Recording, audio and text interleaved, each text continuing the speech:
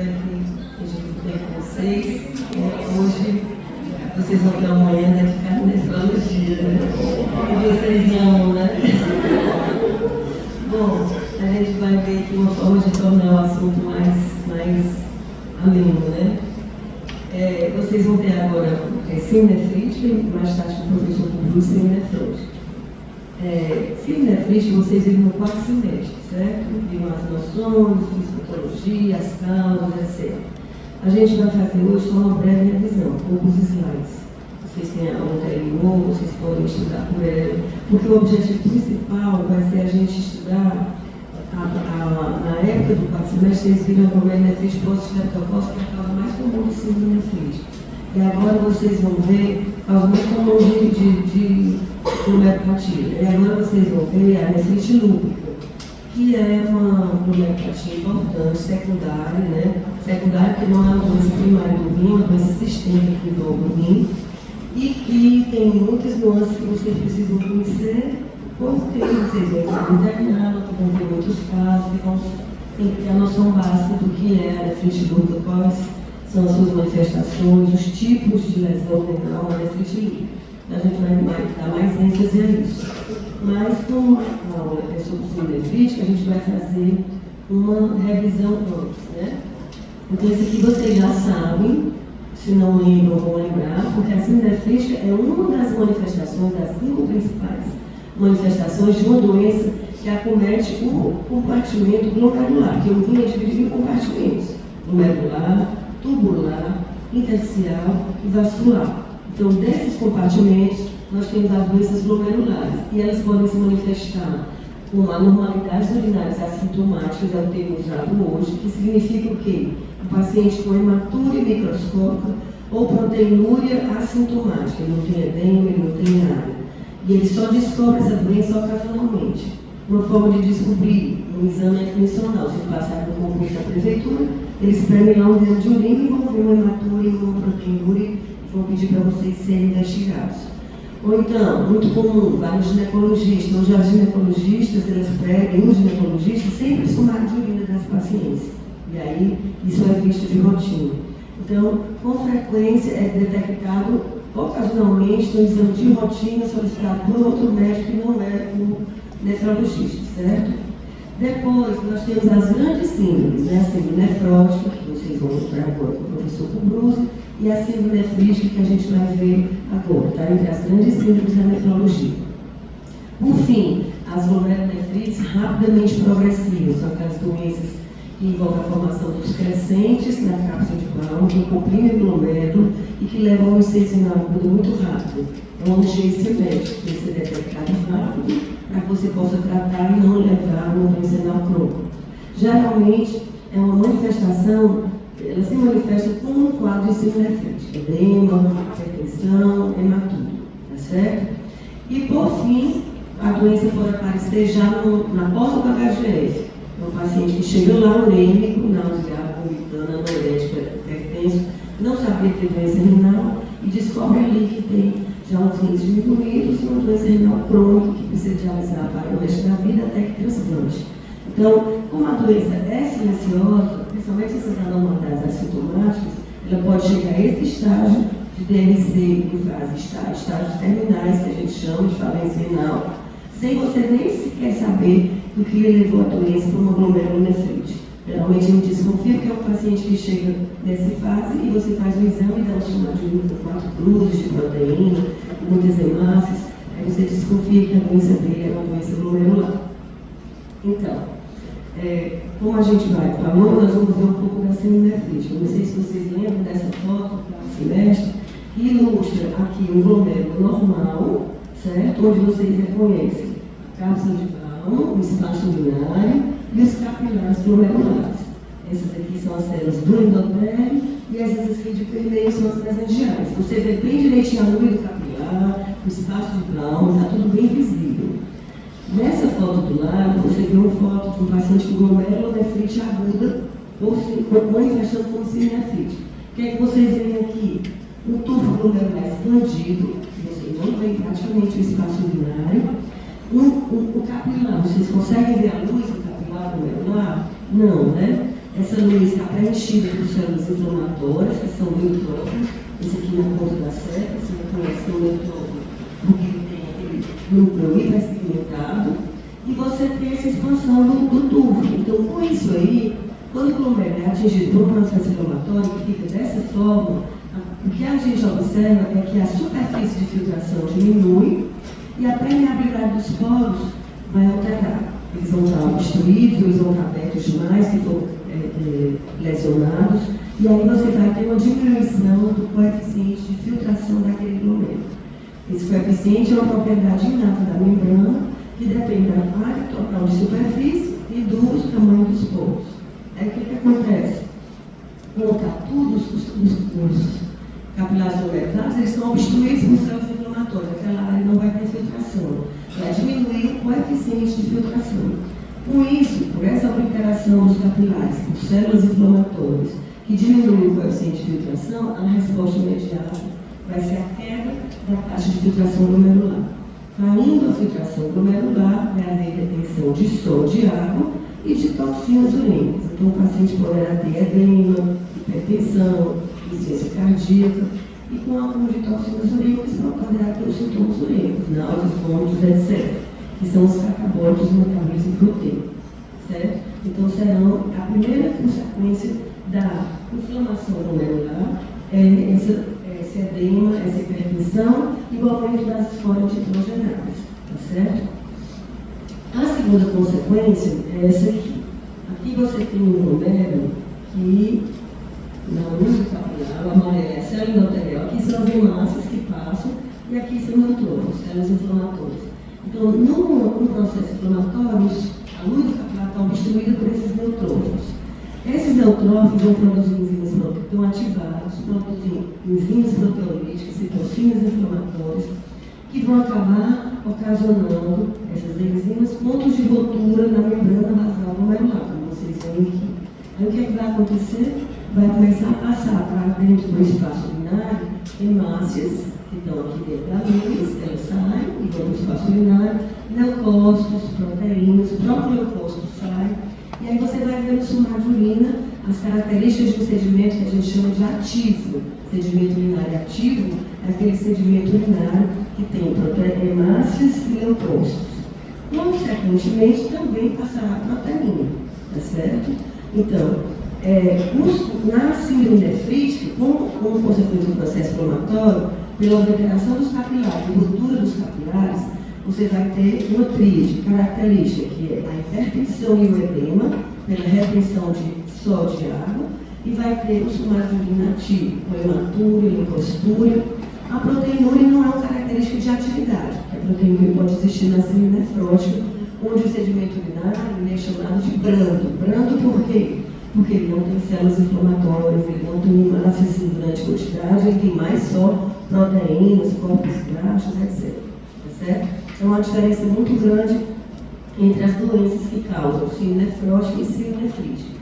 São padrões opostos de doença, embora uma mesma doença, como é o caso da nefrite lúpica, possa apresentar-se tanto com síndrome nefrítica quanto com síndrome nefrótica. Aí é que complica um pouco, tá certo? Mas ela é um exemplo clássico de uma doença que tem uma síndrome nefrítica, nefrótica juntas. A gente coloca na definição como separadas, mas elas podem vir em conjunto. Eu posso ter um paciente que tem hematúria, leucocitúria, edema, hipertensão, por síndrome nefrítica, mas ao mesmo tempo ele tem uma proteinúria nefrótica, com hipoalbuminemia, com edema pelo extravasamento da pressão oncológica baixa, e as duas coisas podem se misturar. Como entender isso? Né? A gente vai ver um pouquinho mais na frente como é que se explica isso. Essa separação ela é mais para fins didáticos, tá certo? Rapidamente, entendendo o que é que leva à inflamação do glomérulo e à síndrome nefrítica, o principal mecanismo envolvido, pessoal, é a resposta imunomoral. A produção de autoanticorpos, ou a produção de aloanticorpos, ou a produção de antígenos que são plantados, aprisionados no glomérulo e depois formam um anticorpo que vai se juntar a esse antígeno. Ou seja, vai haver a formação de imunocomplexos na circulação ou de imunocomplexos que se formam no próprio glomérulo. Esses imunocomplexos, antígeno e imunoglobulina, vão ativar a cascata do complemento, que vai levar a resposta inflamatória. Essa inflamação em si, ela vai vir mesmo, não só porque o antígeno se ligou ao complemento, mas porque ele fixou o complemento e as proteínas do complemento ativadas vão atrair as células inflamatórias. Tudo é uma consequência do processo imunomoral. A imunidade celular participa, ela tem uma participação menos evidente, menos entendida, mas pode haver o início da resposta através dos linfócitos T, que apresentam antígenos e que depois estimulam a produção de anticorpos pelos linfócitos B, pela ativação dos linfócitos B. Mas o mais importante são os mecanismos humorais.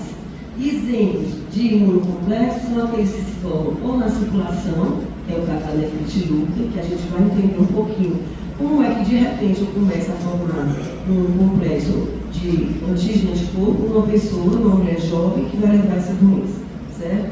Aí esses imunocomplexos que estão na circulação vão ficar aprisionados no rim, em uma das suas camadas, e ali vai haver ativação do complemento. Ou então, a gente pode ter os imunocomplexos formados in situ. In situ é o quê? É no próprio glomérulo, ele não se formou na circulação, mas ele se formou no glomérulo. Primeiro, pode ser um antígeno que foi aprisionado e que depois veio uma imunoglobulina e ativou o complemento. Exemplo clássico, glomérulo nefritose streptococci. Só ilustrando, eu tenho aqui uma faringite streptococci, um streptococcus pyogenes.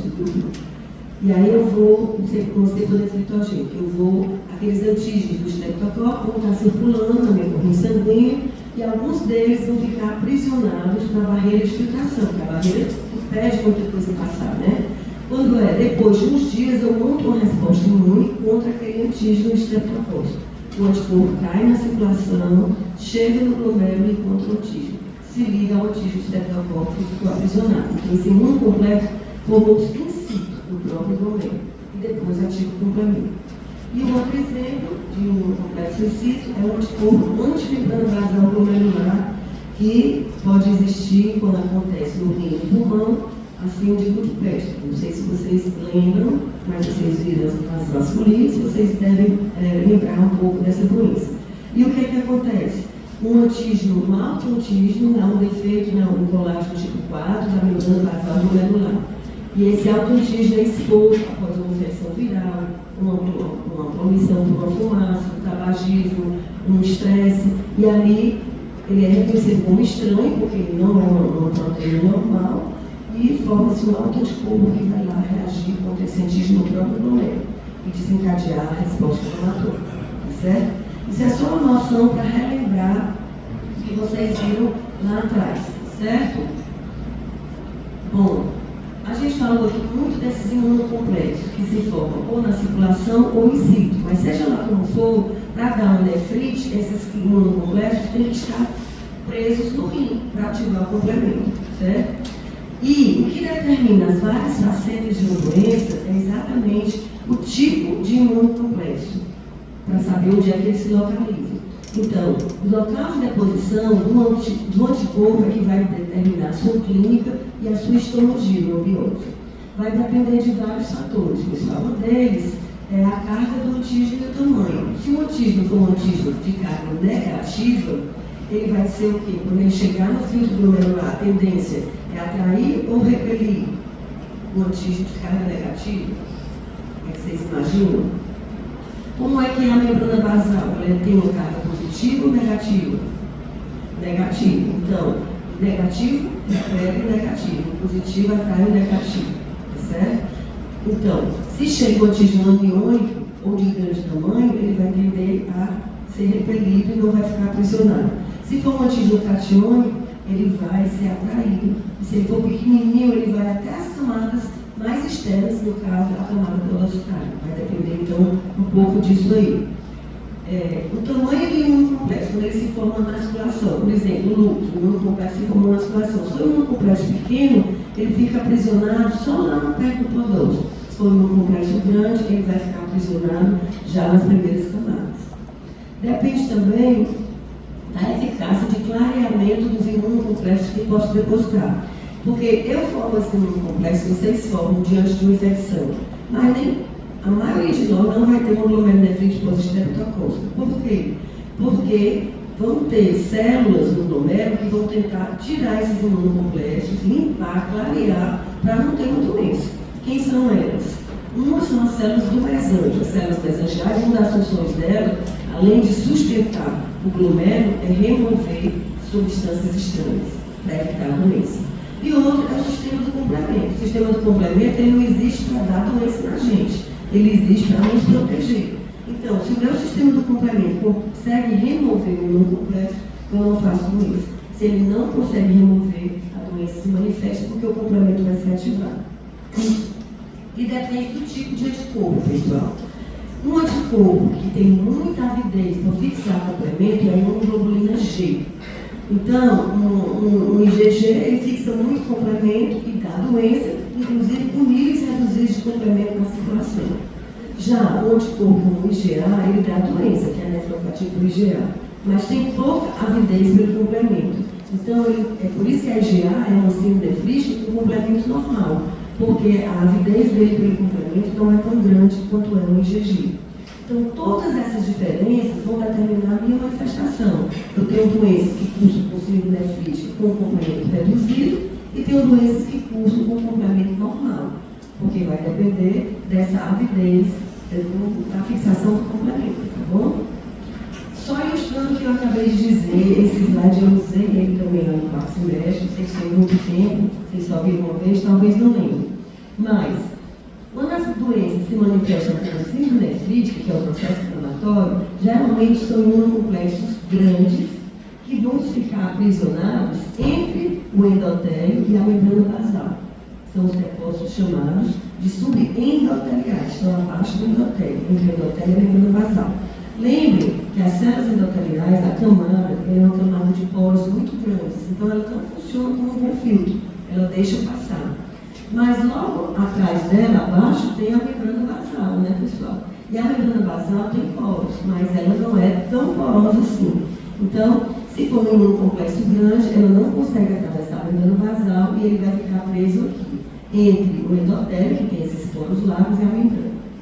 E aqui, estando aprisionado nessa região, ele vai, ao fixar o complemento, conseguir atrair muitas células inflamatórias. Por quê? Porque o imunocomplexo está bem próximo da luz, do capilar glomerular, não tem nada na frente dele. Então, ao complemento, ao ser ativado e produzir as frações C3 ativadas, C5 ativadas, que atraem células inflamatórias, vai resultar esse afluxo e uma glomerulonefrite aguda que se manifesta como síndrome nefrítica. Então, a síndrome nefrítica, os depósitos são subendoteliais, ok? Já, vamos olhar o outro oposto. Se eu tenho imunocomplexos pequenos, o que é que vai acontecer? Ele vai ultrapassar o poro do endotélio, vai conseguir ultrapassar o poro da membrana basal e vai se fixar na última camada, entre a membrana e o podócito. Porque vocês aprenderam que a camada que dificulta mais a passagem da albumina é a camada podocitária, que tem uma fendazinha que é formada por várias proteínas que se entrelaçam, como se fosse um chiclete, tornando o poro minúsculo e impedindo a passagem dos imunocomplexos. Então, vocês imaginam o imunocomplexo depositado nessa região, entre o epitélio, que é o podócito, e a membrana, ou seja, um depósito subepitelial. Quando ele ativar o complemento, pessoal, ele vai conseguir atrair células inflamatórias? Não, porque ele está longe, ele não está em íntimo contato com a luz. Aí o que vai acontecer? Vai formar aquele complexo de ataque à membrana, que se forma quando o complemento é ativado, que é do C5b até o C9, aquele conjunto de proteínas, que vão causar a lise dessas proteínas que formam a fenda podocitária. Vão lesar o podócito e vão permitir que grandes quantidades de proteína passem. Mas não vai ter passagem de célula inflamatória, porque não tem célula inflamatória, não tem lesão na membrana, nem no endotélio, lesão está no podócito. Então, essa doença que lesa preferencialmente o podócito, são as podocitopatias hoje chamadas, elas vão cursar o síndrome nefrótica. Ficou claro, pessoal? Então, tudo depende do tipo de antígeno, do tamanho do imunocomplexo, da avidez pela fixação do complemento, da capacidade de clareamento do complemento desses imunocomplexos, para determinar onde ele se localiza. E dependendo de onde ele se localiza, se é no subendotélio ou no subepitélio, eu vou ter uma manifestação de síndrome nefrítica ou de síndrome nefrótica. Ok? Entendam que isso aqui é só para fins didáticos. A vida real não funciona assim. Por exemplo, numa pós-estreptocócica, que é uma síndrome nefrítica, eu tenho preferencialmente depósitos aqui, subendoteliais. Mas em 25% dos casos eu posso ter depósitos que também vão estar subepiteliais. Eu vou ter síndrome nefrótica junto com nefrite. No lúpus, na maioria das vezes, são tantos imunocomplexos que eles se depositam em vários lugares. E eu vou ter síndrome nefrótica misturada com síndrome nefrítica. Tá certo? Essa separação aqui é para que vocês possam entender, porque são doenças diferentes e mecanismos diferentes. E a coisa mais importante é saber diferenciar do síndrome nefrótica, do síndrome nefrítica, porque as condutas, o tratamento, vai ser tudo diferente. E as causas de doenças também são diferentes, ok? Bom, aqui só ilustrando, a gente falou depósito daquele tal. O subendotélio, que é uma figura, você vê que ele está aqui entre o endotélio e a membrana, está aqui o depósitozinho preto. Já esse aqui, pessoal, é um depósito subepitelial, ele está entre o podócito e a membrana. Então, essa doença de membrana proliferativa, eu posso ter os dois tipos de depósito, subepitelial e subendotelial. Ela pode se manifestar como uma síndrome nefrítica, mas também como uma síndrome nefrótica. Se eu tivesse um microscópio eletrônico, eu ia ver aqui a membrana basal, aqui a célula do endotelial e aqui está o depósito entre a célula e a membrana basal. Então, subendotelial, certo? Já essa outra doença, que é a membranose, que vocês vão ver hoje falar com o professor Marcos, a doença, os depósitos, eles não se acumulam no subendotélio, eles se acumulam todos e unicamente no subepitélio. Aqui a membrana basal, em cinza, aqui o podócito em verde. Olha o que estão complexos. Aí o que acontece? Em resposta a essa deposição, a membrana começa a espessar, se infiltrar entre os depósitos. Daqui a pouco essa membrana está bem espessada, que é como eu vejo ela aqui, uma membrana basal grossa, sem células inflamatórias, estão vendo? Núcleo capilar visível, espaço urinário visível. Então, é uma doença totalmente diferente, pode ter até a mesma causa. Pode ser um vírus da hepatite B, que levou a uma membrana proliferativa, uma membranose, mas tudo depende do complexo que foi produzido. E aqui a fotografia eletrônica, membrana basal com as suas interdigitações, os depósitos, números, os imunocomplexos, e aqui o podócito. Não tem célula inflamatória na luz, preferencialmente sempre nefrótica. Ativação do complemento, pessoal, eu vou passar bem rápido, vocês já sabem disso. A gente tem a ativação pela via clássica, que é a via que começa no C1Q, e pela via alternativa, que é a via que começa com a ligação do imunocomplexo ao C3. E na via clássica, a progressão dela vai levar ao consumo de C3 e C4. Já a via alternativa, ela não envolve o C4, ela só leva ao consumo de C3. Então, o importante de saber isso aqui é porque, quando você estiver no caso de doença glomerular, primeiro dos exames mais importantes, além do sumário, é a dosagem do complemento. Se ele estiver baixo, C3 e C4, vai sugerir que o complemento foi ativado pela via clássica do complemento. E aí vai alterar os dois. E se ele estiver só com C3 baixo, com C4 normal, vai sugerir uma ativação pela via alternativa. E isso, e os níveis de C4 são normais. Isso vai levar vocês a pensar em doenças específicas. C3 e C4 baixo, via clássica só é ativada por um imunocomplexo já formado. Então, geralmente são os imunocomplexos circulantes, no caso da nefrite lúpus, certo? Já complemento só C3 e alternativos, não precisa do imunocomplexo, pode ser um antígeno plantado in situ, como é o caso da pós-estreptocose. E aí vocês vão conseguir entender melhor, a partir dos níveis de C3 e C4, qual é a provável doença que está por trás da síndrome nefrítica. Por que eu preciso saber a doença? Não basta dizer que é síndrome nefrítica. Porque se for uma GNPE, eu não vou tratar com nada. Vou superar só tratar conservador, a hipertensão, o edema, não vou dar imunossupressor e ele vai se autorresolver. Se for uma síndrome nefrítica com lúpus, eu vou ter que dar com imunossupressores, etc. Então, são tratamentos diferentes. Então, não basta saber que é síndrome nefrítica ou síndrome nefrótica. Eu tenho que saber a causa, porque são tratamentos diferentes. É só mostrando as consequências da ativação, que atrai células inflamatórias, ou o C5, B e C9, ele mata a membrana, a célula, né? Porque ele dá a apoptose ou leva poros na membrana, entra água na célula e a célula morre. Ou seja, de uma forma ou de outra, vamos ter essa resposta lesiva do complemento. Resumindo, para encerrar a síndrome nefrítica, né? Como é o processo de uma forma geral? Você não pode esquecer que a tríade clássica clínica da síndrome nefrítica é hematúria, edema e hipertensão. Hipertensão, edema e hematúria, vocês criam aí a sigla, o mnemônico que vocês quiserem. Mas é fácil lembrar. Se vocês lembrarem que tudo começa com a inflamação.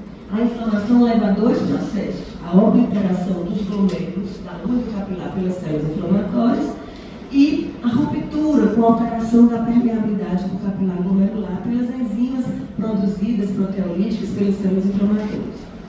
Essa alteração da permeabilidade com ruptura vai permitir passar hemácias, proteínas e leucócitos, são aqui os leucócitos, que são as próprias células inflamatórias. A obliteração vai diminuir o coeficiente de filtração e a taxa de filtração. Com isso, vai levar a retenção de sódio e água, aumento do volume celular e da pressão endostática, que leva a edema, hipertensão e oligúria. A diminuição da filtração leva ao aumento de ureia e creatinina, certo? Mas a tríade é hipertensão, edema e hematúria. Mas lógico que vai ter leucocitúria, proteinúria, aumento de ureia, aumento de creatinina, mas não obrigatoriamente, tá bom? E esse slide aqui, ele resume de forma mais simples o que é que está por trás da fisiopatologia das glomerulonefrites que cursam por síndrome nefrítica. Ficou claro, pessoal? Isso aqui é uma revisão para que a gente possa depois ir para a síndrome nefrítica, para o lúpus, mas ainda vou falar um pouquinho mais. Causas da síndrome nefrítica, 90% GNPE, pós-estreptococco. Outras causas, glomerulonefrites, também associadas a infecções que não sejam estreptococo. Pode ser um estáfilo, pode ser um vírus como o da varicela, pode ser uma tuberculose. Qualquer infecção pode levar a uma GN pós-infecciosa, que a gente chama de GNPI. E tem as causas não infecciosas, que aí já seriam as vasculites sistêmicas, que vocês já estudaram, o lúpus e algumas doenças infecciosas, né? Infecciosas não, primárias, como IgA e membrana proliferativa, que a gente viu lá naquele slide, podia dar nefrótico ou nefrítico, tá bom? Como é que a síndrome nefrítica se manifesta? A gente já falou, hematúria, que pode ser macroscópica, vista olho nu, ou microscópica, e que, se der sorte da gente ver, tem hemácias dismórficas, né? Várias formas, tamanhos, pela passagem dela por aqueles pontos de ruptura, onde da membrana basal, onde a hemácia quebra a sua membrana e adquire diferentes formas. Presença de cilindros hemáticos ou leucocitários, e já que saiu hemácias para o espaço urinário e leucócitos, eles vão se depositar junto com a proteína de Tannhauser, lá na alça de Henle, e vão formar os cilindros, que é aquele moldezinho que está no formato do tubo. Pode ter leucocitúria e pode ter proteinúria. Proteinúria na síndrome nefrítica pura, ela é menor que 3 gramas e meio. Ela pode ser maior que 3,5 gramas se ela estiver associada ao componente nefrótico, como por exemplo no lúpus. Ela vai ter hipertensão, dependente de volume, retenção de sódio e água, edema, mas é um edema caracteristicamente menos intenso que o da síndrome nefrótica. Por quê? Na síndrome nefrótica você tem diminuição da albumina e da pressão lipódica no plasma. Começa a extravasar líquido para o terceiro espaço, porque a albumina não sustenta dentro do vaso. Então, além de ter a teoria do overflow, vocês vão ver com o nosso, tem esse extravasamento. Então, o edema do nefrótico é muito maior do que o edema do nefrítico. E nos casos mais graves, pode ter redução da diurese, pela queda da filtração e anemia. Mas também pode ter diurese mantida. Para dar o diagnóstico, eu vou precisar de uma boa história. Tem uma sugestão de infecção de pele, tem uma sugestão de um racho malar, tem artralgia. Eu vou pensar nos meus diagnósticos. Não está sendo portador de vírus B, vírus C, eu vou pensar nos meus diagnósticos. O exame físico vai ajudar, principalmente para ver o grau de edema, para ver se tem hipertensão. Hipertensão eu tenho na síndrome nefrítica, mas na nefrótica eu tenho normal tensão, ou às vezes até hipotensão, porque o intracelular, o extracelular está contraído pelo extravasamento do terceiro espaço, né? Isso tudo me ajuda. Mas os exames fundamentais são o sumário e a dosagem de complemento.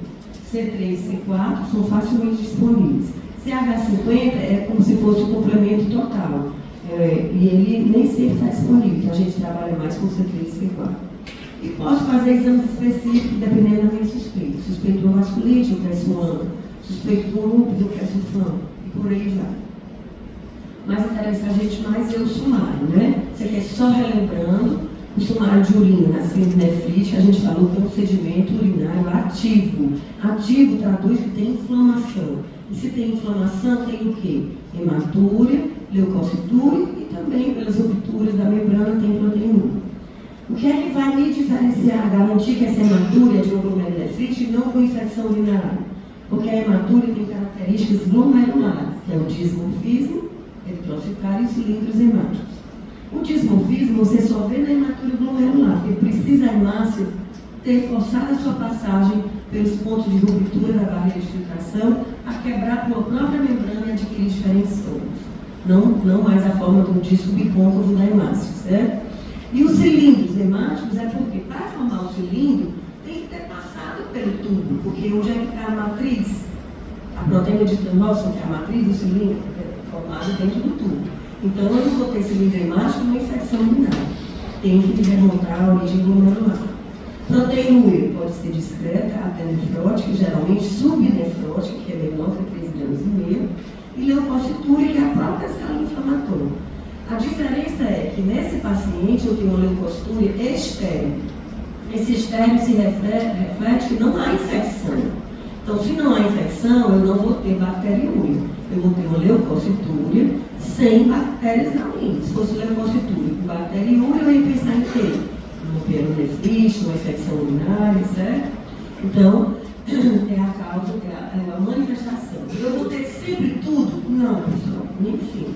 Mas geralmente hematúria é obrigatório 100% dos casos. Não existe nefrite sem hematúria. É a única coisa que eu posso garantir. Mas nem sempre a gente vê os glucósidos e a proteína geralmente a gente sempre vê, mas pode ser uma quantidade bem pequena. Lembrando que hematúria, pessoal, não é o teste da fitinha. Ele faz a urina, a primeira coisa que eu faço é pegar a fitinha e botar dentro da urina não centrifugada. Aí a fitinha detecta o pigmento M. Se detecta o pigmento M, ele pode detectar a hemoglobina da hemácia, mas também a mioglobina do músculo.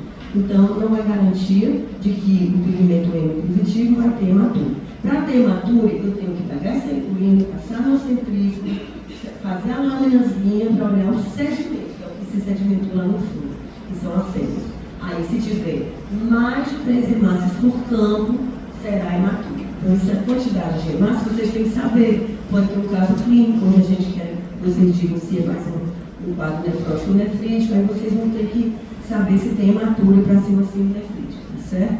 E 2 hemácias por campo, 1 hemácia por campo é normal. A partir de 3 já é anormal. Aqui é só mostrando o dismorfismo, né? É uma hemácia passando pelo ponto de ruptura, se distorcendo e quebrando e adquirindo várias formas.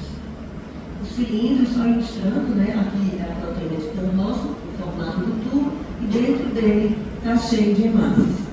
Agora, é toda assim nefrite que eu vou ver os cilindros hemáticos? Não, eu posso não ver, pode não ter havido a formação. Mas se eu ver, vai me sugerir uma hematúria glomerular. Um outro exame que eu disse que é importante é o complemento. Complemento diminuído e complemento normal. Aqui eu vou deixar para vocês estudarem, porque vocês entenderiam bem se vocês fossem estudar cada doença, mas vocês não vão estudar cada doença. Não é o propósito de uma pessoa que está se formando em medicina. Isso aqui é o propósito do especialista. Mas uma prova vai perguntar, porque cai em prova de residência, então vocês têm que treinar dentro da faculdade. Uma dica, complemento diminuído, se lembrem, tudo não tem como se ser, né? Porque ativa a via clássica do complemento, que é o imuno complexo circulante, e lembrem das causas infecciosas. Pós-estreptococco, as outras infecções, o endocardite, o nefrite por infecção de shunt ventrículo peritoneal, essas condições infecciosas e o lúpus. Agora, a membrana proliferativa vai ser mais difícil de você lembrar, porque você não tem nenhuma vivência com ela, certo? Agora, o normal, pessoal, IgA, você não pode esquecer, que eu disse para você lá atrás que a IgA tem pouca avidez pelo complemento. Fixa, mas fixa no nível baixo. Não consome o complemento, porque o fígado produz uma grande quantidade de complemento por dia e vai compensar. Então, nefropatia por IgA e púrpura de Renox-Schlein, que é a vasculite sistêmica por IgA, vão ter complemento normal.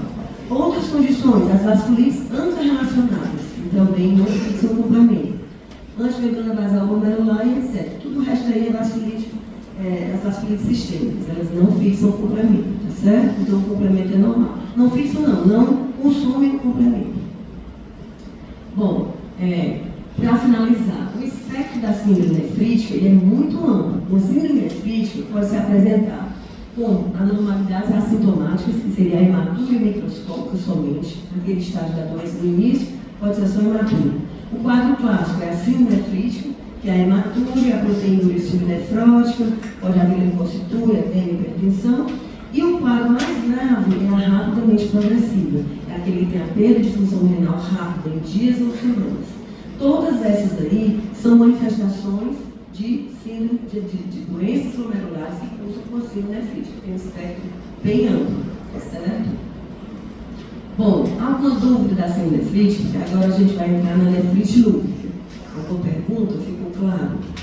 Tudo claro? Bom, nefrite lúpica, pessoal. É uma doença que vocês vão ver muito, porque lúpus, a nível de hospital terciário, né? Onde é que vocês vão ver o lúpus? Nos ambulatórios, se vocês fizerem acompanhamento de ambulatório de clínica, ou de reumatologia, ou de nefro. Fora disso, vai ser muito difícil. Ele vai estar no ambulatório para consultar outra doença, ninguém vai discutir com você nada de lúpus. Agora, vocês vão ver muito internado, né? Aí em qualquer enfermaria, porque o lúpus é uma doença no sistema que acomete da pele, a dermato, ao sistema nervoso central na língua, passando aí pelo rim, pelo coração, pelo pulmão, etc. Mas aqui pra gente interessa a nefrite lúpica. E também é uma manifestação frequente. Onde é que vocês vão ver a nefrite lúpica? Quando? Geralmente o paciente, ou na sua apresentação inicial de lúpus, ele já tem a doença, ou ele vai ter, pessoal, nos primeiros 3 anos de lúpus. Porque cada doença tem assim um perfil. Né? Não é que eu não posso acometer, hoje eu cometi o rim, daqui a uns anos eu posso cometer o sistema nervoso. Mas eles, dentro dos primeiros 3 anos, eles já definem os domínios que vão ser comprometidos. Então, se depois de 3 anos o paciente com lúpus não teve envolvimento renal, é mais difícil que ela tenha. Não é impossível, mas é mais difícil. Então, esse envolvimento renal, ou você dá no diagnóstico ou a médio prazo, geralmente nos 3 primeiros anos da doença. Tá certo? E qual é a prevalência, pessoal? Em torno de 40% a 50% das pacientes com lúpus têm envolvimento renal. Então, é uma manifestação importante. Envolvimento clínico, hipertensão, hematúria, edema.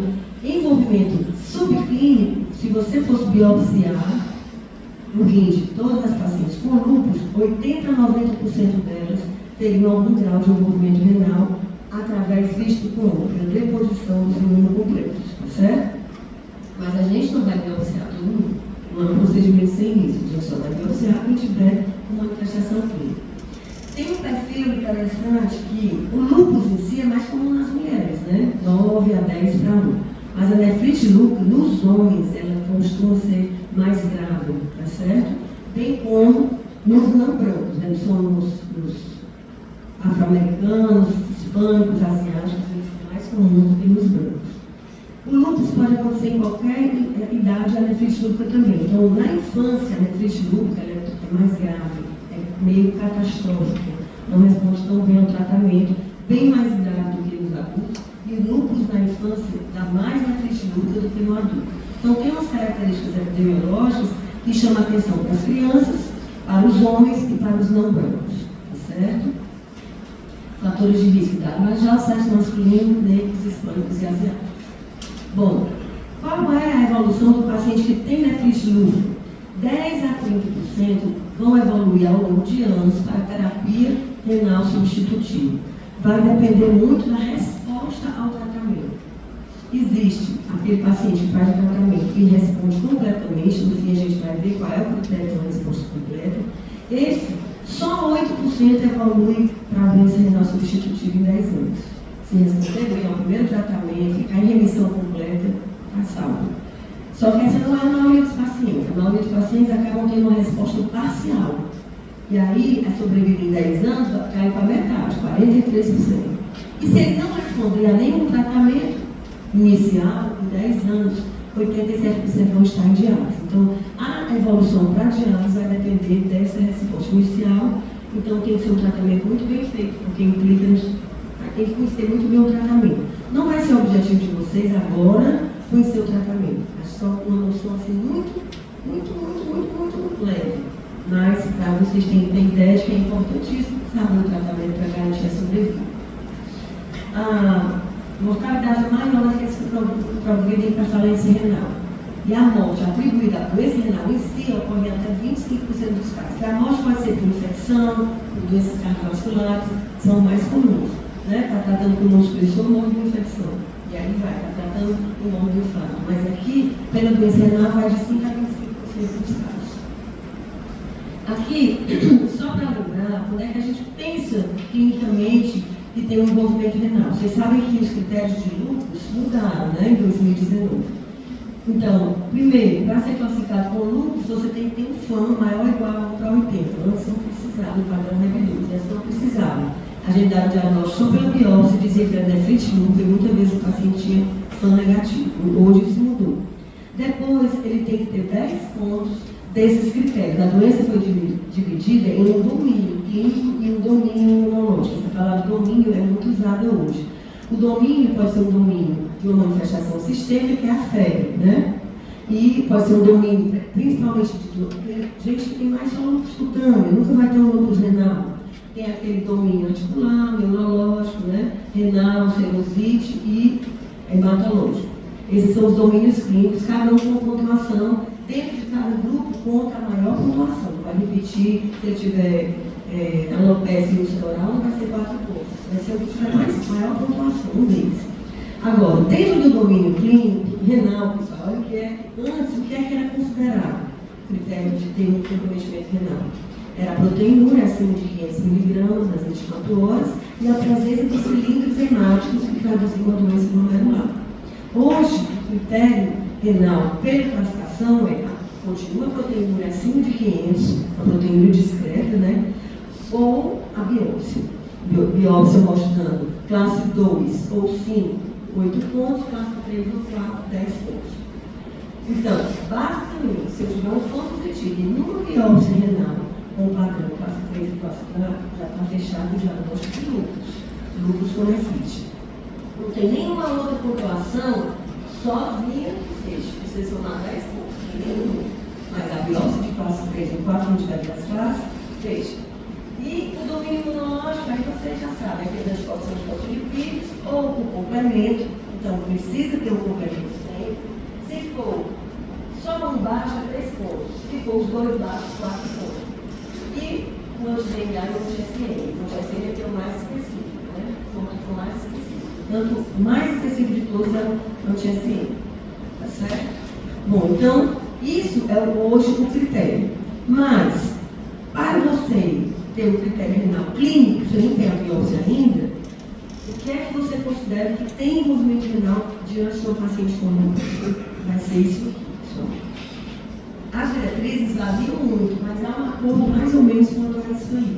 É uma proteinúria ou uma relação proteína-creatinina acima. A relação proteína-creatinina tem que ser acima de 0,5. 0,5, essa relação proteína é uma amostra, dose da proteína, não é a albumina, é a proteína total, e dose da creatinina, divide um pelo outro, na mesma miligramagem, de forma que perde, é uma unidade, não tem unidade, 0,5. 0,5 equivale a 500, certo? A mesma coisa. O normal é até 0,2, que equivale a 200. E acima de 0,5 equivale a 500 mg de proteína de 24 horas, certo? O outro critério é ter hematúria glomerular. Como é que eu vou saber? Tem dismorfismo, tem cilindros hemáticos, tem características de hematúria glomerular. E a terceira é uma perda de função renal identificada. Se eu tiver paciente com lúpus que não tem proteinúria, não tem hematúria, mas a creatina dele está subindo e não é atribuída ao medicamento, a uma desidratação ou a qualquer outra causa, eu tenho que pensar que é um lúpus. Porque o lúpus, pessoal, ele não envolve só os glomérulos. A principal manifestação é a doença glomerular. Mas o lúpus pode envolver só o tubo intestício, dando nefrite, tubo intersticial por lúpus. Pode envolver só os vasos, dando vasculite renal por lúpus. Então, eu posso ter uma perda de função inexplicada, sem ter as outras alterações e ter que pensar na possibilidade de ser um comprometimento lúpico. Então, como é que eu faço? Esse slide é importante, vocês prestem atenção. Como é que eu faço o diagnóstico de envolvimento renal no lúpus? Eu chego, o paciente chegou, acho uma Zé, e agora começou a ter o quê? Ela chegou para mim na primeira vez, qualquer paciente com lúpus que chega a primeira vez, nem que tenha só um racholar, eu tenho que investigar se tem envolvimento renal pela sua frequência e pela sua importância de um tratamento diagnóstico precoce. Então, quando é que eu tenho que saber que tem envolvimento do lúpus? Primeiro, na sua apresentação inicial, primeira consulta, que eu desconfio de lúpus. Ou então, vigilância regular, eu tenho lúpus cutâneo. Por isso, eu nunca mais na vida vou ter lúpus renal, posso ter. Então, lúpus cutâneo, todo ano tem que fazer os exames para ver se não está desenvolvendo uma nefrite lúpica, certo? Ou então, na suspeita de uma reativação. Por exemplo, eu tive lúpus ativo renal, tratei, fiquei boa, entrei em remissão completa. Mas o lúpus nunca se cura, uma doença cheia de flares, quer dizer, eu fico bem reativo, trato de novo, fico bem reativo. Então, nesses flares, é como se fosse um surto, a tradução é o surto de lúpus, eu tenho que investigar de novo, tudo do zero, tá certo? Como é que eu vou investigar? Pessoal, esses exames são fundamentais, a gente tem que saber esse bloquinho de exames. Creatinina, para ver se tem alteração na função. Sozinha? Não, a creatinina para estimar a taxa de filtração glomerular, tá certo? Sumário de urina, para quê? Para ver se tem hematúria, leucocitúria, que eu não vou ver numa proteinúria nem numa albuminúria de 24 horas ou relação albumina, creatinina não.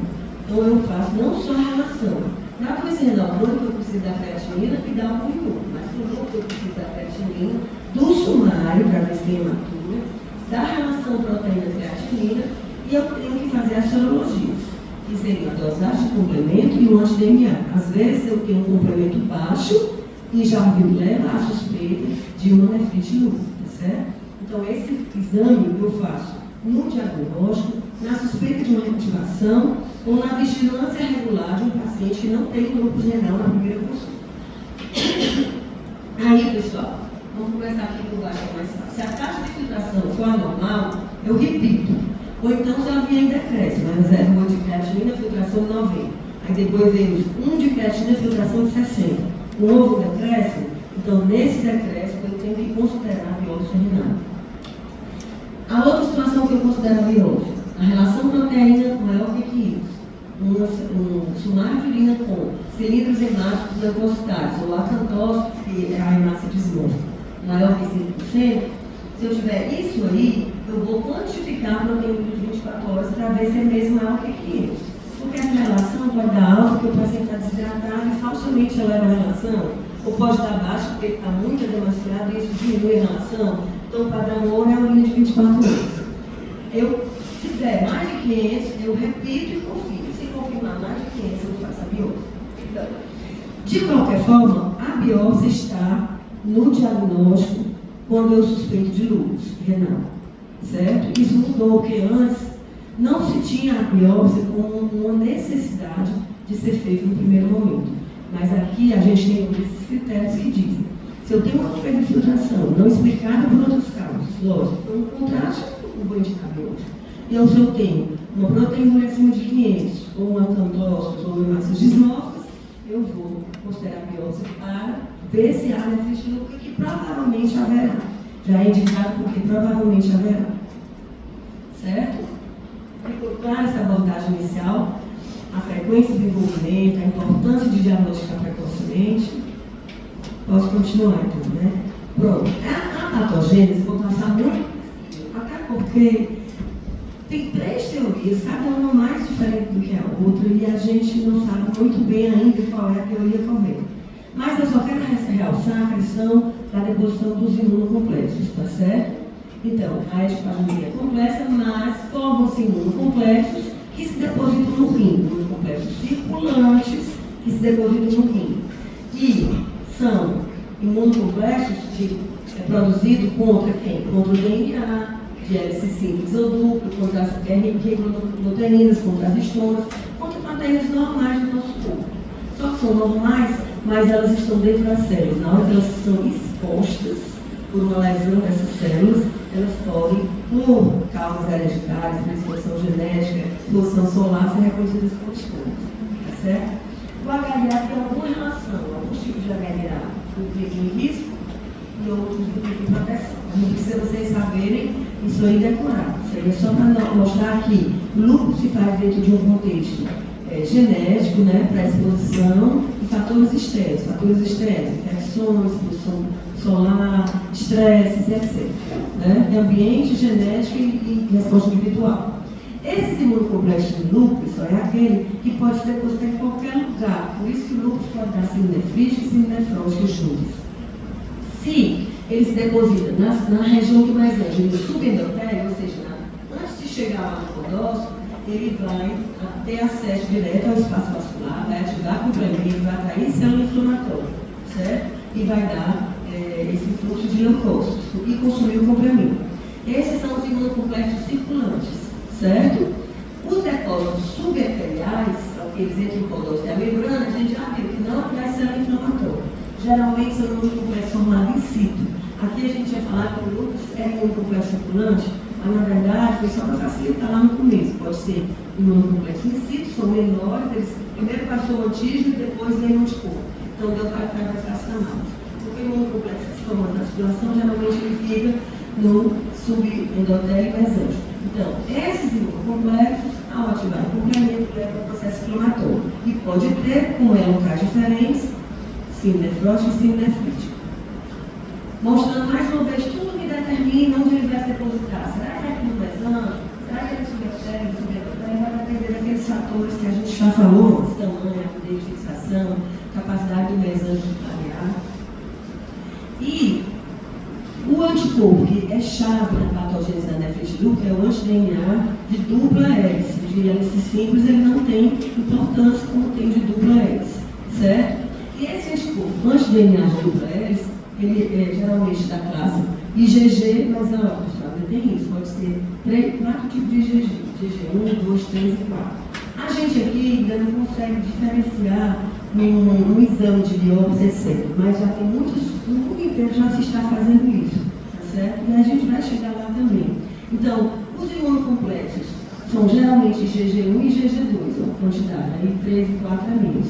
Aí o que é importante nisso? É que o IgG1 3 fixa um complemento mais rapidamente do que o IgG2 e o IgG4.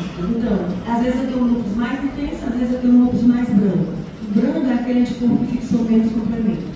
Seria IgG2 e IgG4. O lúpus mais grave é o anticorpo que fixou mais complemento, que é o IgG1 e IgG3. Por falta de sorte, na maioria dos casos, tá o IgG1 que fixa muito complemento, tá certo? Bom, e o complemento no lúpus, onde é que ele participa? Ele participa do seguinte, ele ajuda a clarear as células que morrem, a apoptose, aqueles debris e aquele conteúdo intranuclear que foi destruído. Então, eu posso, através do meu complemento, evitar ter a doença. Mas se o meu complemento não é capaz disso, eu vou formar imunocomplexo com exposição a autoantígeno e vou ter a doença. Certo? Então, primeiro ele serve para a defesa. Mas, por outro lado, ele é ativado. Depois que o lúpus está instalado, ele é ativado. Quando ele é ativado, ele vai ou recrutar leucócitos de inflamação, que é o C5A, ou ele vai levar a morte celular, que é o pubis celular, que é o C5B e a C9, são as frações ativadas. Então, uma vez ativado, ele passa a ser ruim, porque ele vai agravar e fazer a doença se manifestar. Certo? Bom, a gente falou aqui só do autoanticorpo anti-DNA de dupla hélice, porque ele a gente mede. Existe um outro anticorpo contra CNQ, contra a fração CNQ complemento, que é muito específico, mas a gente não dosa na prática, então a gente não consegue trabalhar com ele. Mas eles também podem ser importantes na nefrite lúpus. Mas o importante mais vocês saberem o anti-DNA de dupla hélice.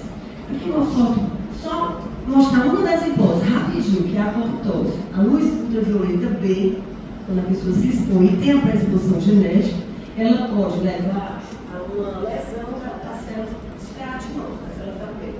Com essa lesão, pode expor o conteúdo antigênico dessa célula. A célula sofre a apoptose, que mostrou aqui na sua superfície essas bolhas da apoptose. E aí, o complemento pode reconhecer, se ligar, o complemento não. Esses debris, apresentar a célula portadora de antígeno, ativar o linfócito B e começa a produzir anticorpos contra aquele antígeno que vão se juntar na situação e vão se depositar. Ou seja, por que essa luz ultravioleta B vai fazer isso com a Josefa, minha paciente, mulher que eu uso, minha Por que vai fazer com a Josefa e não faz comigo? Nem com vocês. Aí entram outros fatores, né? Fatores ambientais, individuais e genéticos. Então, por isso as pessoas não podem falar, essa expor a radiação solar, que está no setor, é que uma das teorias é a teoria da apoptose, que envolve essa lesão negativa. As outras teorias não vão falar, só para verificar. Como é que esse grupo se apresenta? Pessoal, todas as formas que a gente falou lá no começo. Eu disse que a nefrite sinefrítica se apresentava com hematura sintomática, sinefrite com rapamento progressivo. O lúpus deve se manifesta como assintomático, que é a hematura sintomática ou a proteína sintomática, ou a anormalidade urinária assintomática, como sinefrítica, como sinefrótica, como rapamento progressivo, como você chegou aí, você no tratamento, chegou no médico, chegou no tratamento. Então, é muito difícil, se torna difícil com o paciente. E faz um exame admissional que só tem uma hematúria microscópica, se ela for programada, eu vou deixar. Porque ela está numa fase mais grande da doença. Mas se eu não tratar e não acompanhar, ela vai numa fase mais grande. Então, é difícil e precisa estar atento para a doença doer e a maligna. Ela se apresenta de todas essas formas. Daí a necessidade de investigar no primeiro diagnóstico. Se já existe um final que acontece em até 50% dos pacientes. Certo? Bom, aqui é mais uma vez notícias dizendo avaliar logo os diagnósticos ou desenvolver por ano, mesmo que não tenha sintomas. E deve ser avaliado para as férias. Eu dou inibição, mas todo mundo avalia, ou se eu tiver uma calxia, se eu tiver outro sintoma, eu avalio para ver se não tem problema aqui. Mas sempre eu tenho que pensar que o paciente de novo, naquele período, que todo doença renal dele vai ser efetivo. Ele pode ter um estado de doença, pode ter uma infecção urinária, pode ter um necrose tubular, uma desidratação grave, pode ter uma nefrite tercial pelo mundo do hormônio, ele pode ter outras doenças. Então, sempre eu tenho que explicar os particulares, para também não estar fazendo investigação. Bom, para o diagnóstico laboratorial, as ferramentas são essas. Eu achei falar para o começo, sumário, creatinina, concentração, a relação do creatina, proteína e creatinina e a dosagem do proteína e cocaína. Aquele pacote é o pacote que eu vou dar no diagnóstico inicial. Vamos falar um pouquinho desses anticorpos, certo? O FAM, pessoal, ele é ótimo, porque ele é um teste de triagem, muito sensível, mais de 90% de sensibilidade. Era para ser 100%, né? Já que ele está no critério para ser lúpus, precisa ter pelo menos 1 para 80 de som positivo, é para ser 100%, mas não é. Por isso que a gente não aceita muito ter essa exigência, porque a gente já viu pacientes muitos anos, né? Agora a gente vai fazer de conta que não viu, complicado. Agora, qual é o problema dele? Altamente inespecífico. Eu posso ter uma pessoa saudável, eu já tive só positivo 1 para 640, mas era aquele padrão continuado fino denso. Mas até a gente ver um exame, se lembrar, a gente pensa que está logo uma doença autoimune, né? E pode ter outras doenças reumatológicas, outras doenças que nem reumatológicas sejam, como por exemplo, uma TB, pode dar um som positivo. Um idoso, muito idoso, vai ter um som positivo e não ter a doença do lúpus, tá certo? Agora, é o teste de rastreio e o teste tem que ser feito por essa técnica de REF2, que é então o dom, que a sensibilidade dela é quase 100%. Essa aí é que é a técnica que é exigida, porque antes tinha 2 técnicas, depois que essa chegou, ela substituiu, certo? Padrões de FAM, pessoal, aqui é só para vocês terem ideia, para vocês, se estiver no caso de, não é de grupos não agora, né? Estou conferendo com isso mesmo.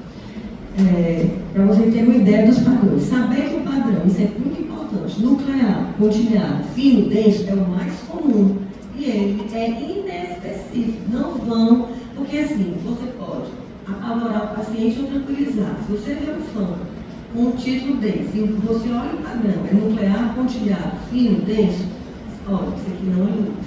Você vai investigar, pode ser só facilidade, mas pode ser outra doença, mas não. E aí você já encaminha dizendo que é lúpus, aí fica chato, né? E aí, depois dele é o nuclear homogêneo, que representa o padrão anti-DNA, que é o do lúpus, ou anti-estômago, que é o do lúpus, inclusive com medicamentos. Por exemplo, zoniazida, hidralazina, tem algumas drogas que, ao serem ingeridas, podem desencadear o lúpus. E no padrão dele, vai ser nuclear homogêneo, porque é um anti-DNA estômago. Aí temos ainda, de importante, eu só citei esses quatro, tem vários outros padrões de outras doenças. Nuclear pontilhado grosso, que é o reflexo anti-SM antiribonucleoproteína, não é o padrão mais comum é o anti-DNA, porque é o que é mais envolvido, e o nuclear pontilhado fino é o anti-ROI e anti-LAM, que é do núcleo, mas também do jogo. O anti-SM e anti-MNP é do núcleo do redesclerose sistêmica, aquela doença mista de tecido conjuntivo, da artrite reumatoide, enfim, de outras condições. Eu trouxe aqui só para ilustrar o padrão de immunofluorescência. Aqui é o nucleossom. Vocês estão vendo que está tudo verdinho, por igual, né? Então, esse é o nuclear homogêneo, tá bom? O padrão aqui, ó, pessoal, pontilhado, estão vendo os pontinhos? São pontos grossos, nuclear pontilhado grosso, que é do anti-SM, está reagindo contra esse anticorpo, anti-SM e anti-MNP. E aqui, ó, dá para perceber um pontilhadozinho, né? Mas é bem fininho. Esse é o anti-ROI e o anti-LAM. Só para vocês terem ideia de como que é visto isso aí. Não só saber que existe. Bom, depois do FAM, o outro anticorpo é o anti-DNA nativo de dupla hélice. Esse anti-DNA, pessoal, ele é menos visível. Não está presente no paciente, está presente em 2/3 dos pacientes. Só que a vantagem dele é que ele é específico, certo? Então, se eu tiver um anti-DNA nativo, eu vou ter mais certeza de que realmente é um paciente com lúpus.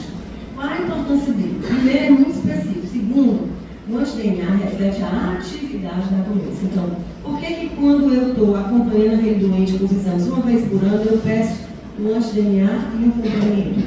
Porque tanto o DNA, o anti-DNA positivo, quanto o complemento baixo refletem uma doença em atividade. Então, eles são usados para o monitoramento, tá certo?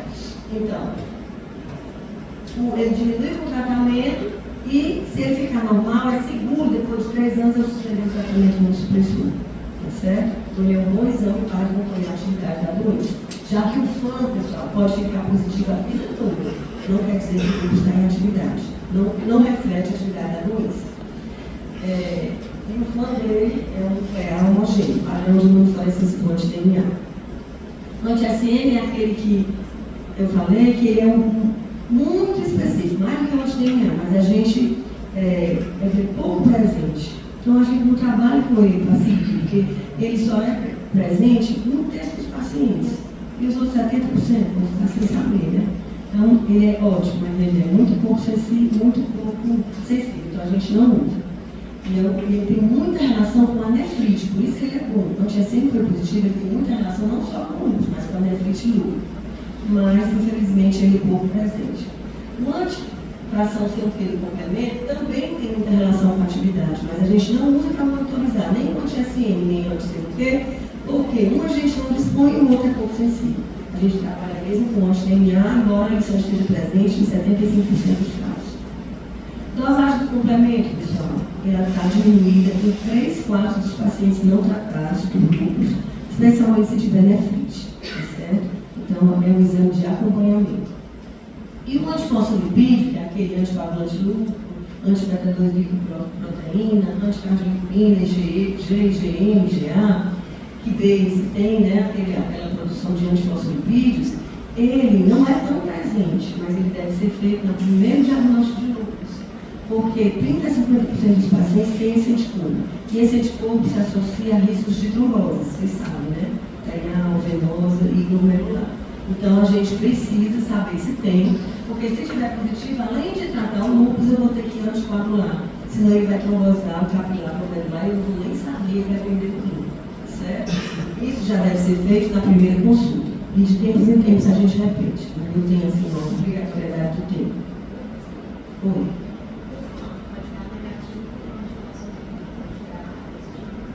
O FAM pode, ele pode estar sem atividade maior e pode ter um antifosfolipídio positivo, pode acontecer. Agora, o FAM é difícil, ele vai dar negativo se a doença estiver tratada. A doença ativa vai ter que ser positivo, porque ele é critério, né? Agora, quando ele trata, geralmente o FAM continua positivo, mas um outro caso negativo, tudo, a gente tem FAM, C3, é tudo normalzinho, parece que a pessoa nunca teve a doença, certo? Eu acompanho uma paciente há mais de 20 anos, ela teve um lúpus, uma nefrite lúpus na infância, 14 anos.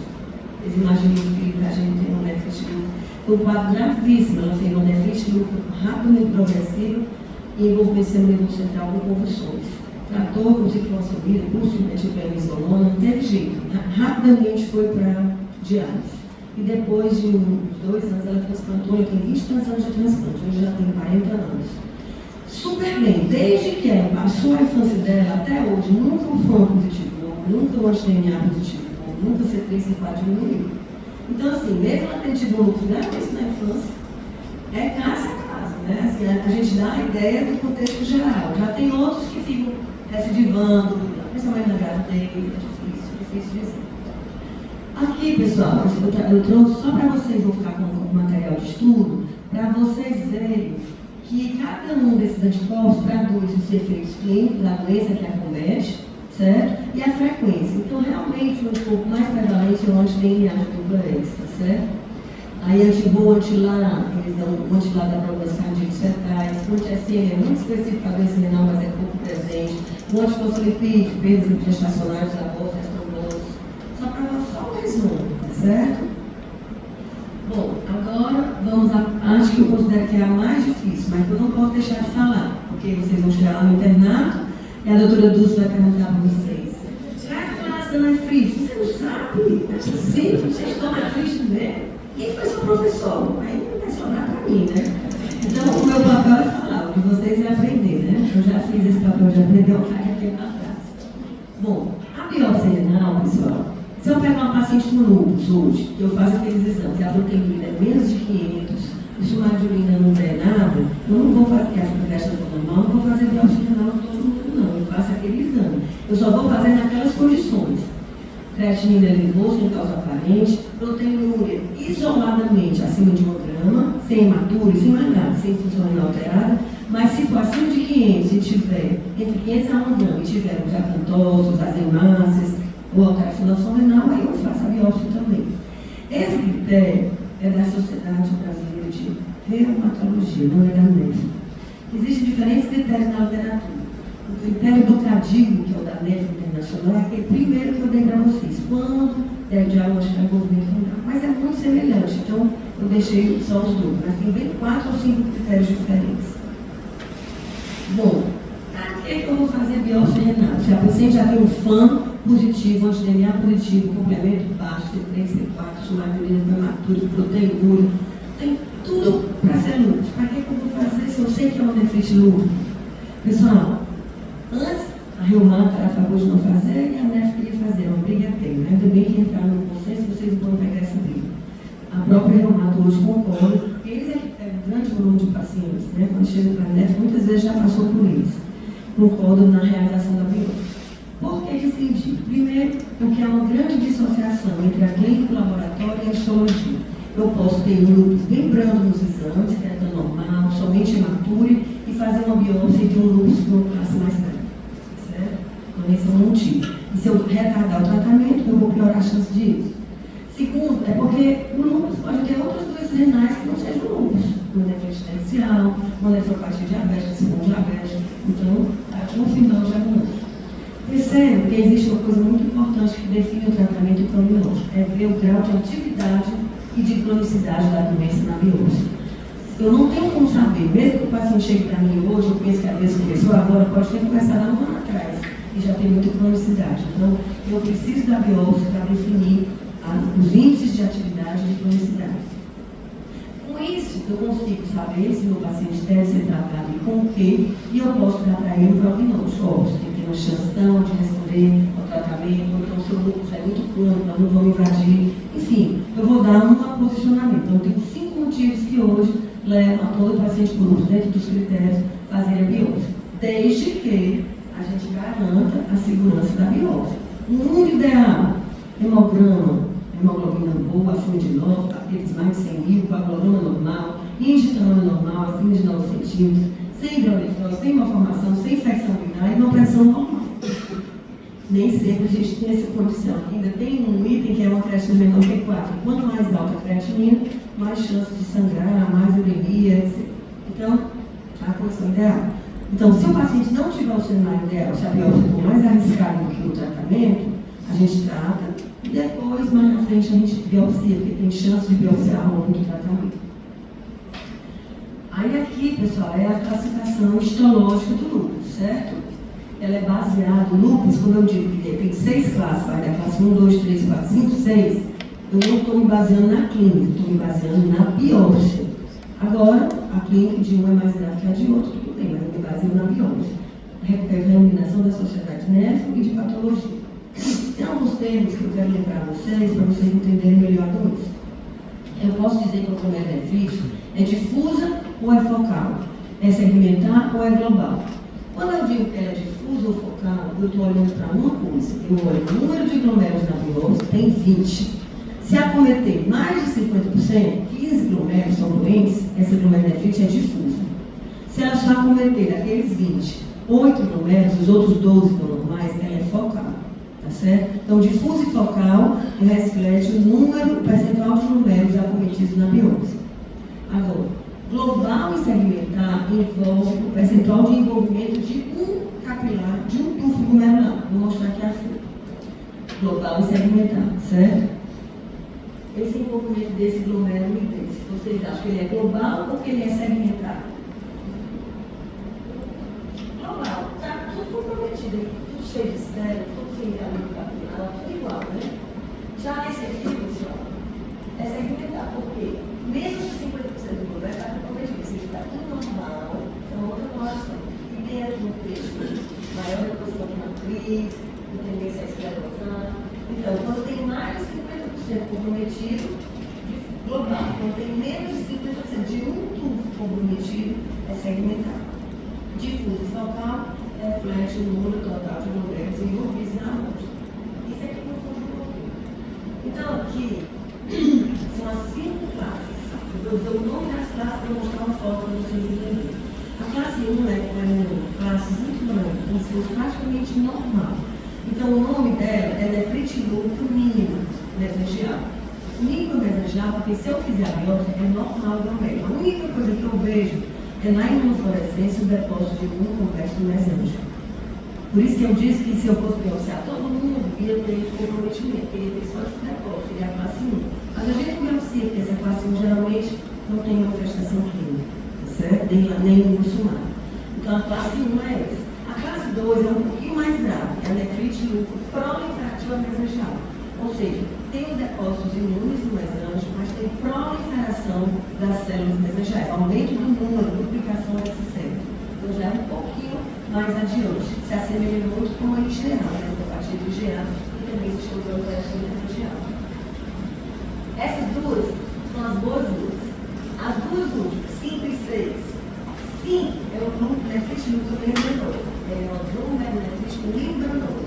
Aquela que não fixa, que não aparece inflamação, e só a membrana espessa, esse núcleo membranoso, esse grupo é um pouco diferente, porque ele não tem muita manifestação clínica e ele tem imunologicamente, ele pode ter um DNA negativo, C3 e C4 normal, ele não tem muita expressão do padrão imunológico da doença, certo?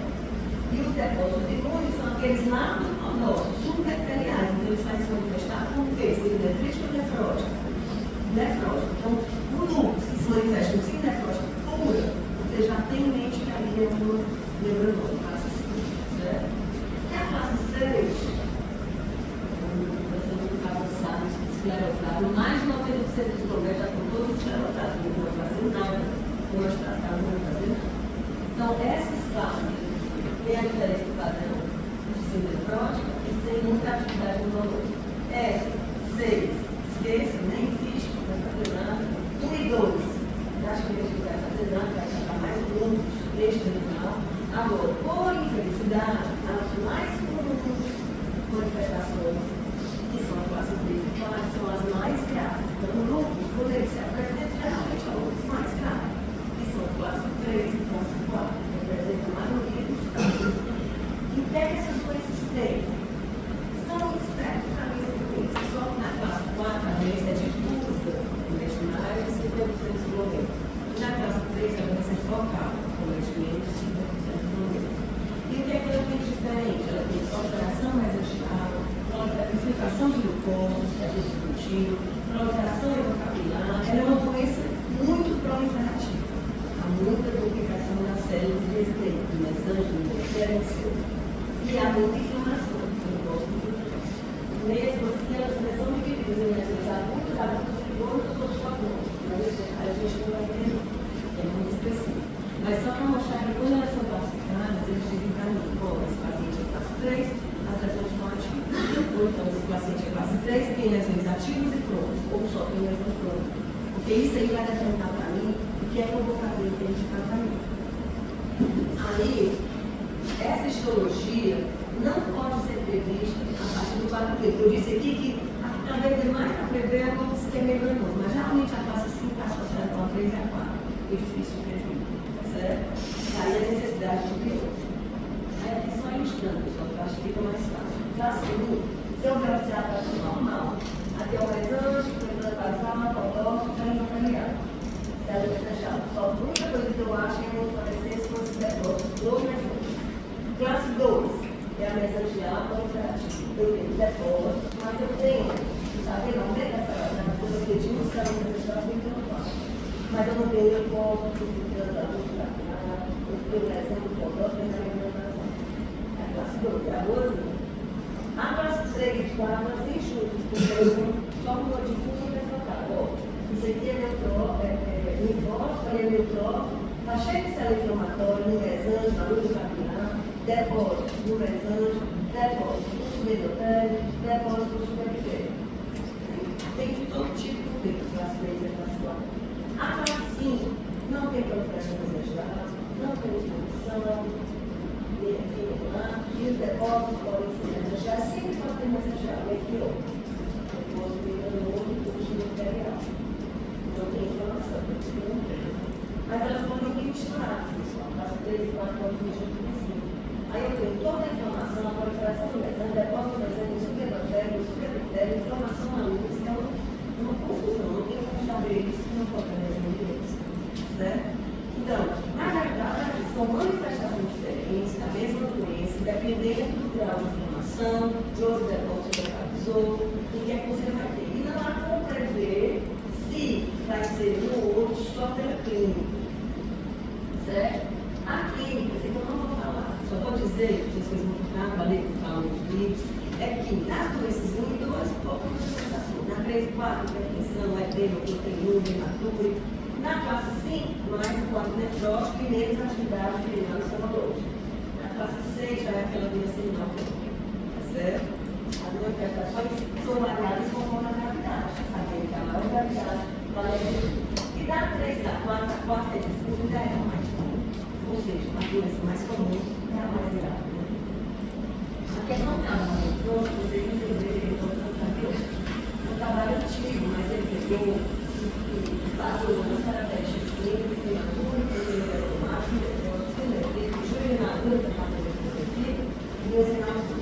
e ele viu a correspondência entre a manifestação clínica e a classe do grupo anterior. Aí eu já vi.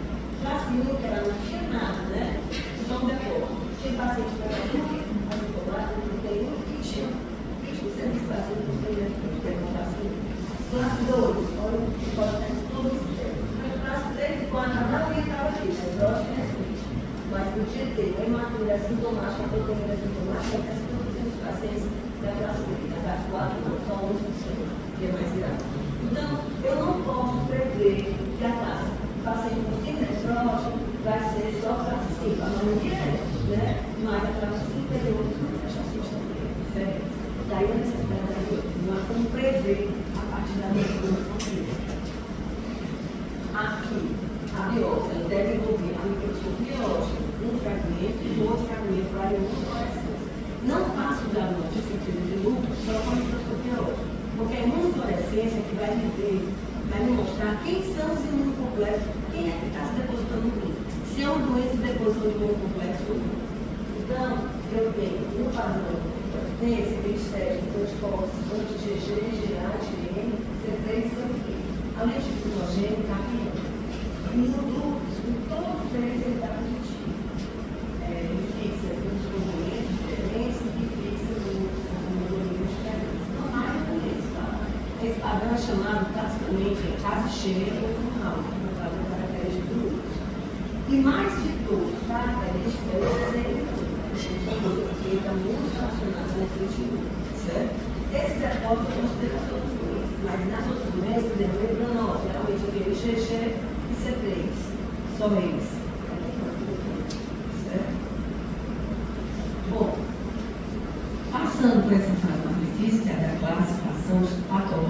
difícil, porque você não está acostumado a ver biópsia, né?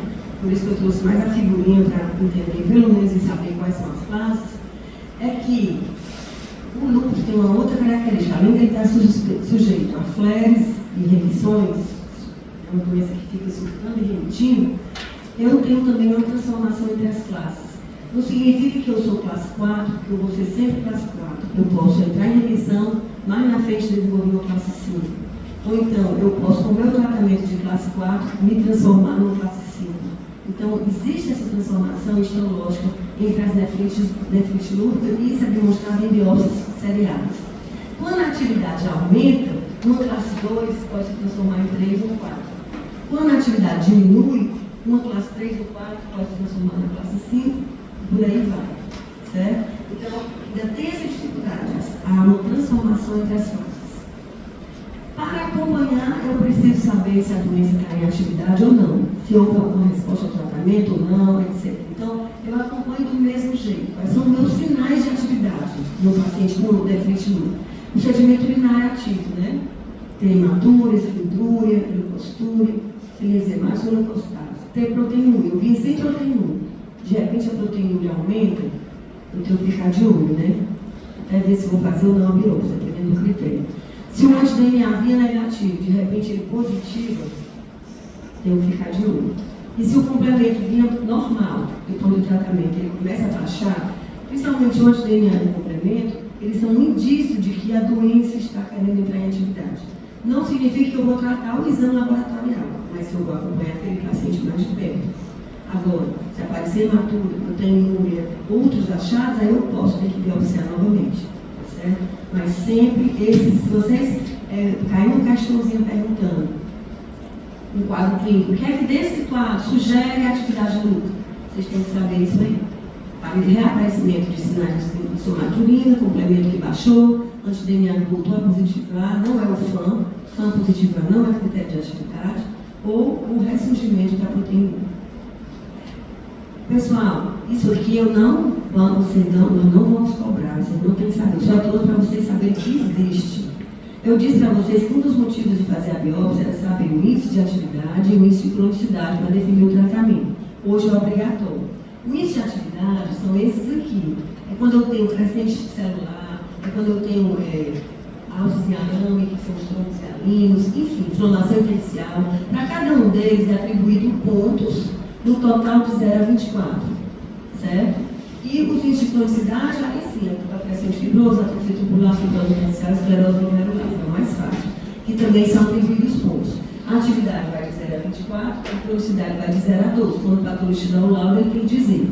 Se eu pego uma pessoa com índice de atividade de 3 e uma cronicidade de 8, 9, eu tenho muito pouco a fazer. Um índice de atividade muito baixo com muita cronicidade. Naqueles casos iniciais, se eu pego uma atividade de 18 e uma velocidade de 0 a 1, esse aqui é perfeito. Está muito ativo, vamos investir. Tá certo? Então, isso é variável de paciente a paciente. Então, a biópsia nos dá essa informação também. E agora, só noções gerais do tratamento. O tratamento da déficit lúpico tem muitos objetivos. Não é só a doença está em remissão. Eu quero que aquele doente entre em remissão, que o seu rim tenha uma longa sobrevida, que ele não morra de infecção, né? Que ele também tenha uma longa sobrevida, que a função renal dele seja preservada, que ele não vá ter muitos eventos cardiovasculares, né? Controlar a hipertensão, muitas vezes aparece o diabetes pelo corticóide, muitas vezes fica obeso pelo corticóide, então eu tenho que controlar as comorbidades, tenho que prevenir a progressão de alguma doença renal residual, tenho que prevenir que a doença fique reativando. Então, é uma série de coisas que são envolvidas no tratamento, não é só o tratamento em si. Então, tanto que o lúpus ele tem um tratamento medicamentoso, mas uma grande importância para o não medicamentoso, que é o controle dos fatores de risco cardiovascular, de peso, estilo de vida, etc., que poderá levar ele à doença renal crônica de uma forma ou de outra. O objetivo, primeiro, é induzir a remissão da doença. Eu pego aqui uma pacientezinha em franca atividade, chegou para mim, veio lá, não estou imprudente, uma história de dor lombar e demasiado. Quando eu vi, estava com hipertensa, somaturina hematura, proteinúria, fizemos exames, era uma lúpus, fez a biópsia déficit lúpico. E a déficit lúpico dela só tinha atividade, era uma classe 4. Então, meu primeiro objetivo é induzir uma resposta renal completa. Ou seja, a proteinúria tem que desaparecer, a hematúria tem que desaparecer, a creatina tem que voltar ao normal, ela tem que voltar ao ponto zero. Nesse momento que ela chegou para mim, ela estava com 2 de creatinina, proteinúria de 5 gramas, hematúria com hematúria plena, muitas hemácias. Então, a gente pegou um lúpus classe 4 e foi fazer o tratamento para alcançar essa remissão. Esse tratamento de indução da remissão, geralmente ele dura 6 meses, mas ele pode durar até 1 ano. É assim, nos primeiros 3 meses, 25% entra em remissão, tem alguma resposta. Com 6 meses, 50% tem alguma resposta, mas pode ser que até 12 meses mais alguém tenha resposta. Ou seja, nem todo mundo tem resposta completa ao tratamento, tá certo? E esse período de remissão é aquela imunossupressão mais intensa, portanto, com mais riscos de infecções, de morte, de efeitos cardiovasculares, porque é uma imunossupressão pesada, certo? Depois que eu consigo fazer essa remissão, ou parcial ou total, eu vou para a manutenção. É para manter o rim funcionante a longo prazo, para prevenir a piora, prevenir reativações, etc. Diminuir os efeitos colaterais, etc. Esse tratamento de manutenção, pessoal, são no mínimo 3 anos. Então, o paciente com nefrite, ele vai se tratar pelo menos 3 anos, que é a forma mais grave da situação. O primeiro ano para induzir a remissão, os outros 2 anos para consolidar essa remissão e evitar as reativações. O alvo é que em 6 meses ele tem uma resposta completa. Agora, às vezes a gente sabe que mais algum percentual demora até 1 ano. Então, se eu não vou tratar e esperar que de imediato, qual é o problema? Eu vou esperar que a proteína dele caia de 6 gramas e que com 3 meses ela esteja de 200 miligramas, isso só vai acontecer em 20% dos pacientes. Então, eu tenho que saber como mexe, senão eu vou querer mudar a imunossupressão fazendo por emagrecer. Tem que saber esses critérios. Certo? E refratariedade é quando você, após 6 meses, não tem nenhum sinal de melhora, nem parcial nem completa, aí você muda a terapia. Certo? Nefrite 1 e 2, pessoal, geralmente não se trata, a não ser que tenha uma proteína maior que 1 grama. Vamos fazer um supressor. Geralmente o tratamento é para as doenças exterminadas. Nefrite 3 e 4 ativas e a classe 5, são as 3 e 4 mais graves, e 5 é o membranoso, precisa de imunossupressão. Corticóide, bicfenolato, azetioprina, ciclofosfamida, enfim, não vamos ver os detalhes. Mas ele deve ser tratado. Agora, a classe 5 não. Eu vou tratar quando a 5 tem nefrótica e quando tem uso de eicobrar não resolve. Um tratamento que deve ser feito com todo paciente com lúpus, que deu muita controvérsia na época do Covid, o pessoal da reumato disse, a gente já está tão acostumado, não tem efeito colateral, não tem morte cardiovascular, não tem tanto alargamento de QT, não tem nada disso. E se criou-se realmente uma situação de que a hidroxicloroquina era uma coisa muito grave, porque também andaram fazendo uns estudos meio malucos de dose cavalar de cloroquina, né? Então, por que ela deve ser feita para todos os pacientes? Porque ela está associada a menor frequência de flares de ativação e também a menor frequência de dano renal e eventos trombóticos. Essa revisão agora é de 2024. A recomendação é o seguinte: pacientes com lúpus, incluindo aqueles com nefrite lúpus, todos, não é só o nefrite lúpus, devem ser tratados com hidroxicloroquina, a menos que seja contraindicado, uma lesão retiniana grave, né? Porque não tem flares, menos maior resposta ao tratamento, menos progressão, menos incidência de eventos cardiovasculares e trombóticos no paciente com SAF, melhor perfil lipídico e ainda preserva a massa óssea para quem usa corticoide. Então, é hidroxicloroquina para todo paciente lúpus, certo? Imunossupressão, considera para classe 3, 4 ou 5, certo? 3 e 4 sempre, e 5 também. 1 e 2 é só se proteína acima de 1 grama. Critérios de resposta. Esses critérios são da Sociedade Internacional, é da nefrologia, certo? Mas é muito semelhante ao reumato também. Não é que eu digo que houve uma resposta completa. A proteína ficou abaixo de 500. A creatinina voltou mais ou menos para a função basal. Pode ser um pouco mais alto, até 10 a 15%. Geralmente essa remissão ocorre com 6 a 12 meses. Resposta parcial. A proteína reduziu mais de 50% do valor inicial, mas ainda está acima de 500. Por exemplo, eu tinha 6 gramas de proteína, baixei para 1,5 grama. Eu tive uma resposta completa? Não. Baixou mais de 50%? Baixou, mas ainda está acima de 500. Na remissão parcial, na resposta, a creatina também se estabiliza de 10 a 15% do basal. E a ausência de resposta é que não alcança nem com a resposta parcial nem completa com 6 a 12 meses. Esse é o pior prognóstico, mas é o menor percentual, tá certo? Então, a resposta do cardíaco, né, se baseia na proteinúria e na função renal voltar aos parâmetros basais. O da Sociedade Reumática exigia ainda que não tivesse nenhuma hematura, nenhum cilindro hemático. Eu acho que aqui ficou mais condizente com a realidade. Aí aqui é aquilo que eu disse, 25% com 3 meses, parcial, 50% com 6 meses, e com 12 meses, a resposta completa, 30% a 40%. Então, a gente tem que saber a realidade da nefrite dúplo, é que com todas as opções de tratamento que a gente tem hoje, que não são poucas, falei que são básicas, são muitas, só 30% a 40% tem resposta completa em um. Ou seja, só esses aí vão estar mais protegidos da terapia substitutiva de via renal. Resposta parcial, em 10 anos, 43% vão estar em diálise. Nessa ausência de resposta, a maioria, 87% vai estar em diálise. Certo? Então, doença séria, né?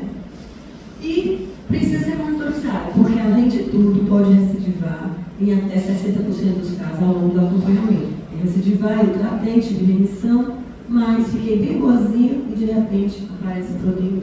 Se a gente tem tá com o paciente, às vezes 5 anos, 6 em remissão, aí engravida, reativa. Ou então tem uma infecção, o paciente meteu um sócio, e aí agora está com proteína. Enfim, acontece, certo? Não é uma doença garantia. O flare, que é a recidiva, pode ser nefrítica, nefrítica ou proteinúria, que seria a seminefrose. Aí, o que é que a gente consegue prever, anteceder que vai ter um flare? A queda do C3 e C4 e o aumento do anti-DNA. Mas a gente não trata só a sorologia, tem que ter a clínica junto, certo? Esse monitoramento é feito como? Cada consulta do paciente com lúpus, eu vejo a creatinina, vejo a filtração, vejo o sedimento, a proteinúria e vejo a pressão, de 3 em 3 meses. E a cada 3 a 6 meses, o anti-DNA, o C3 e C4. Isso aqui, se tiver suspeita de um flare, eu repito a biópsia, mas esse monitoramento, tanto os sinais de atividade, quanto o diagnóstico precoce para indicar uma biópsia, quanto como monitoriza a atividade, tudo mais ou menos são os mesmos exames. É só vocês sacarem, mas é tudo o mesmo exame. E eu acho que esse é o último slide. É isso aí mesmo. Alguma dúvida, pessoal?